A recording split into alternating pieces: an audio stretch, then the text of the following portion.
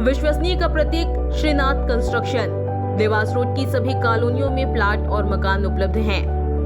Sunrise City two Shivdham, Shiv City, Krishnakunj, Tirupati Vista Green, Tirupati Vista Park Arcade Dream. 40-60, 30-50, 20-50, 20-40, 20-30, 13-33, 20-45। तो संपर्क करें Sunil Bamaniya. Mobile number 8818831514। Sandeep Malviya 9713166732। नमस्कार, आप देख रहे हैं उज्जैन 24 न्यूज। अब आइए चलते हैं खबरों की ओर।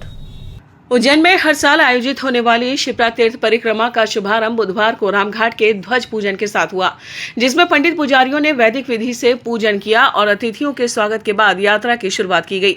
पहले दिन श्रद्धालु दत्त अखाड़ा घाट तक पहुंचे, जहां शाम को विश्राम रहा और भजन गायक पवन तिवारी ने रामघाट पर भजनों की प्रस्तुति दी। यात्रा के दूसरे दिन सुबह 9 बजे दत्त अखाड़ा घाट से पुनः ध्वज पूजन के साथ यात्रा प्रारंभ हुई, जिसमें मुख्यमंत्री डॉक्टर मोहन यादव ने मां शिप्रा को 351 फीट लंबी चुनरी अर्पित कर जन आस्था का प्रतीक प्रस्तुत किया। यह परिक्रमा यात्रा, जिसकी शुरुआत 18 वर्ष पूर्व डॉक्टर यादव ने की थी, अब विशाल रूप ले चुकी है, जिसमें हजारों श्रद्धालु हाथों में ध्वज लेकर सहभागी बने और रास्ते भर मंचों के माध्यम से शहरवासियों ने यात्रियों का सम्मान किया। इस दौरान महंत रामेश्वर दास महाराज, श्री राम तिवारी, सांसद अनिल फिरोजिया, महापौर मुकेश टटवाल सहित अनेक गणमान्य जनों ने भी पूजन कर आशीर्वाद लिया। यात्रा का मार्ग रामघाट से शुरू होकर कई प्रमुख तीर्थ स्थलों और मंदिरों से गुजरता हुआ रामघाट पर पुनः संपन्न हुआ, जिसमें पुरातत्ववेत्ता, साहित्यकार व विषय विशेषज्ञों की भी सहभागिता रही, जिससे यह धार्मिक यात्रा सांस्कृतिक और ऐतिहासिक दृष्टि से भी विशेष बन गई। रामघाट के पावन तट पर उत्सव का माहौल है। शिप्रा परिक्रमा यात्रा की शुरुआत विधिवत पूजन के साथ हो रही है। पूजन का कार्य चल रहा है। हजारों की संख्या में श्रद्धालु यहाँ पर उपस्थित हैं और यात्रा की शुरुआत करने को तत्पर हैं। आप देख पा रहे हैं, बड़ी संख्या में यहाँ उपस्थित हैं। लोगों के मन में उत्साह है और अभी यात्रा का शुभारंभ होगा। उसके बाद जो है दोपहर का पड़ाव वो त्रिवेणी घाट पर होगा। शाम को आप देख पा रहे हैं दत्त अखाड़ा पे पड़ाव होगा और शाम को भजन संध्या और इस तरीके के सांस्कृतिक कार्यक्रम होंगे। भोजन की व्यवस्था होगी।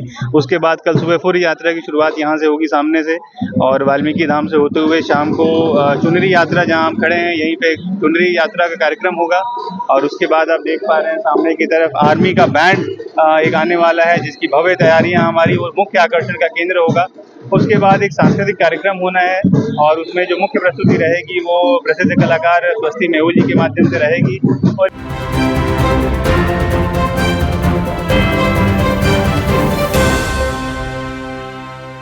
मध्य प्रदेश एवं छत्तीसगढ़ केंद्रीय गुरु सिंह सभा के तत्वाधान में आयोजित 8 दिवसीय भव्य इंटर स्टेट गुरमत शिक्षण शिविर 2025 का शुभारंभ आज उज्जैन स्थित गुरुद्वारा गुरु नानक घाट पर विधिवत रूप से किया गया, जो 1 जून से 8 जून 2025 तक लगातार चलेगा। इस शिविर में राजस्थान, महाराष्ट्र, गुजरात, छत्तीसगढ़ और मध्य प्रदेश के 13 से 21 वर्ष की आयु वर्ग के युवाओं को सिख धर्म की मर्यादाओं, गुरमत विचारधारा और जीवन मूल्य से जोड़ने हेतु प्रेरित किया जा रहा है। शिविर का संचालन शिरोमणि गुरुद्वारा प्रबंधक कमेटी SGPS की धर्म प्रचार कमेटी द्वारा किया जा रहा है, जो परंपराओं और मूल्यों के संरक्षण एवं प्रचार प्रसार में समर्पित भूमिका निभा रही है। हम पंजाब से आए हैं, Baba Banda Singh Bahadur public senior secondary school Fatehpur Samana से, और मेरा तो ये पहला कैंप है और मींस बहुत ही अलग एक्सपीरियंस है कि हमें गुरमत के साथ जोड़ा जा रहा है। मींस हमारे गुरुओं के बारे में हमें शिक्षा मिल रही है और सबसे बड़ी बात, हमें डिस्ट्रैक्शन से बहुत दूर कर दिया गया है, जिसकी वजह से मींस कह सकते हैं कि हमारे आने वाले समय में ये मींस हमें बहुत अच्छा मींस फल मिल सकता है इस चीज़ का, और हमें बहुत खुशी है कि हम इस कैंप का हिस्सा बन सकें। इस कैंप के अंदर गुरुमुख शिक्षा मतलब हमारे गुरुमुखी सिखाई जाती है और इसके अलावा गुरु का इतिहास सिखाया जाता है, शस्त्र कला के बारे में नॉलेज दिया जाता है। तो ऐसे अभी करके 274 बच्चों ने इसमें पार्ट लिया है। 1 जून को ये स्टार्ट हुआ था और 8 जून को इसका समापन होगा।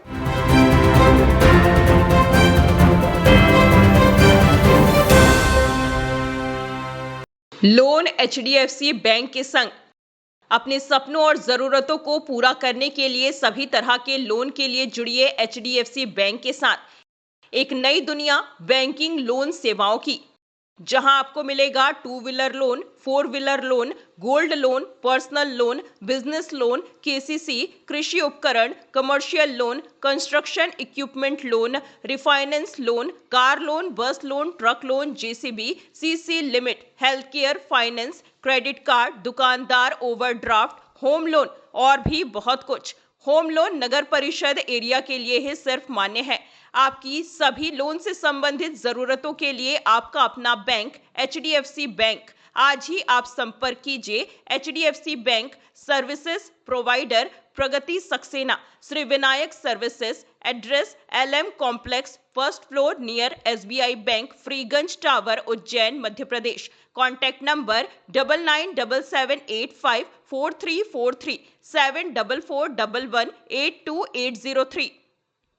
तो भैया क्या आपको भी मात्र 500 रुपए में 3 शॉर्ट कुर्ती या मात्र 500 में 3 लॉन्ग कुर्ती लेना है, साथ में आपको डीओ भी फ्री चाहिए, तो ये ऑफर आपको मिलने वाला है श्री तारा कलेक्शन पर। तो इससे पहले आपको इसकी लोकेशन बता देते हैं।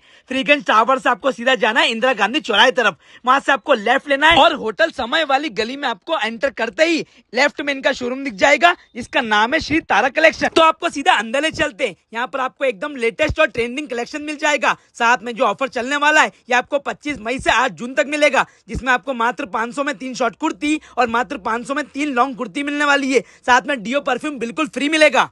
और इसी के अलावा यहाँ पर आपको सभी वैरायटी के हैवी सूट, कॉट सेट और जीन्स मिलने वाले हैं और इन सब पे भी आपको 20% ऑफ मिलने वाला है। तो अगर आप भी उज्जैन में रहते हैं तो एक बार यहाँ जरूर विजिट करें और ऐसे ही वीडियोस के लिए फॉलो करें फूड खाना उज्जैन।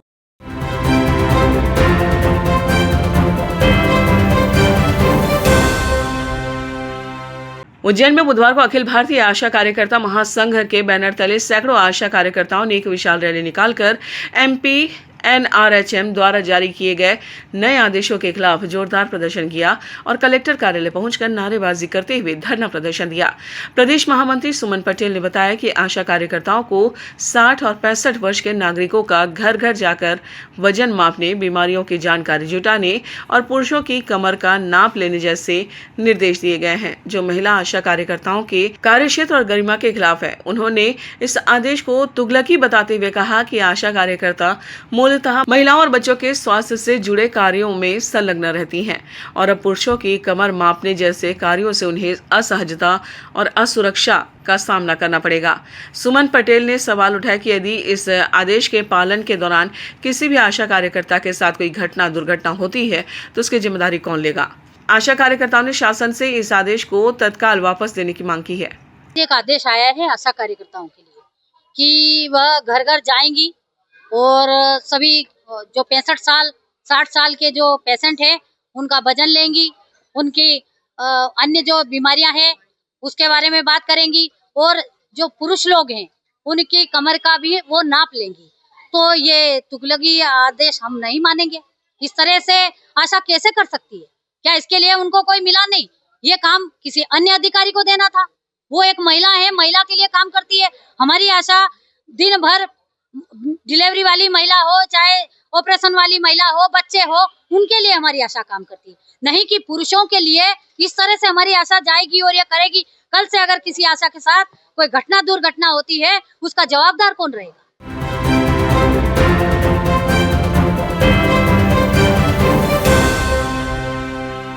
उज्जैन में अखिल भारतीय पुजारी महासंघ की नगर कार्यकारिणी के हाल ही में हुए गठन के बाद जातिगत भेदभाव और अपमान की घटनाएं सामने आई हैं, जहां महासंघ के नगर अध्यक्ष मंगल पुजारी को 24 मई 2025 को मोबाइल नंबर 089897111251 से फोन कर कथित रूप से जाति सूचक शब्दों से अपमानित किया गया और कहा गया कि तुम माली हो, ब्राह्मण पुजारी क्या मर गए हैं जो तुम्हें अध्यक्ष बना दिया गया है। साथ ही यह भी कहा गया है कि तुम शासकीय मंदिर में पुजारी कैसे बन सकते हो और 24 खंबा व भूखी माता मंदिर के दलित पुजारियों को हटाने की धमकी दी गई। मंगल पुजारी के अनुसार फोन करने वाला व्यक्ति जयराज चौबे था, जो अपनी पत्नी सारिका गुरु के साथ मिलकर मंदिरों में पुजारियों को डराने धमकाने का प्रयास करता है। उन्होंने बताया कि महासंघ में SC, ST, OBC और ब्राह्मण सभी वर्गों के पुजारी शामिल हैं और यह संगठन समरसता का प्रतीक है, लेकिन फिर भी कुछ लोग जातिवादी मानसिकता से ग्रसित होकर पुजारियों का अपमान कर रहे हैं, जो असहनीय है। इस घटना के विरोध में पुजारी महासंघ की नगर कार्यकारिणी ने जिलाधीश को ज्ञापन सौंपते हुए कार्रवाई की मांग की है। अध्यक्ष के रूप में अपन सेवा के रूप में हुए तो जसराज चौबे जी बोले कि आप कैसे बन गए, ब्राह्मण सब मर गए क्या, जाति सूतक सब। मैंने उनको अवगत कराया कि जो हमारे जो गुरुजी है उन्होंने सभी को समावेश समझ के सभी प्रकार के लोगों को लिया। उन्होंने ऐसा भी बोला कि आप जो है बुकी माता पे दलित पुजारी है, जो अपने 24 खंबा पे है, तो गुरुजी ने सभी को समावेश बनाकर सभी प्रकार के सभी वर्गों के लोगों को और जैसे मतलब देवता है 20 प्रकार के पुजारी है और वहाँ की वंश परंपरागत चली गई है। और ये बोले कि मैं वंश परंपरागत ख़त्म कर दूँगा, कानूनन लड़ता हूँ, कानूनन तुम्हारी वो करूँगा। पुजारी महासंघ पुजारी अखिल भारतीय पुजारी संघ ने ज्ञापन दिया है जिसमें उन्होंने बताया कि उन्होंने जो नवीन अध्यक्ष नियुक्त किए हैं उनके विरुद्ध कुछ कथित ब्राह्मण लोग या जो भी हैं कुछ विभिन्न नंबरों से, मोबाइल नंबरों से इन्हें दोष दपट दे रहे हैं कि आप कैसे अध्यक्ष बन गए, क्या ब्राह्मण नहीं रहे। तो ऐसा कुछ भी नहीं है। जैसा भी इन लोगों ने, इनके संघ ने जो नियुक्त किया है उसको परिपालन में लेना चाहिए। और जो ज्ञापन दिया इस संबंध में मैं ये कहना चाहूँगा कि निश्चित तौर पे कलेक्टर महोदय इसको संज्ञान में लेंगे और उचित कार्रवाई करेंगे।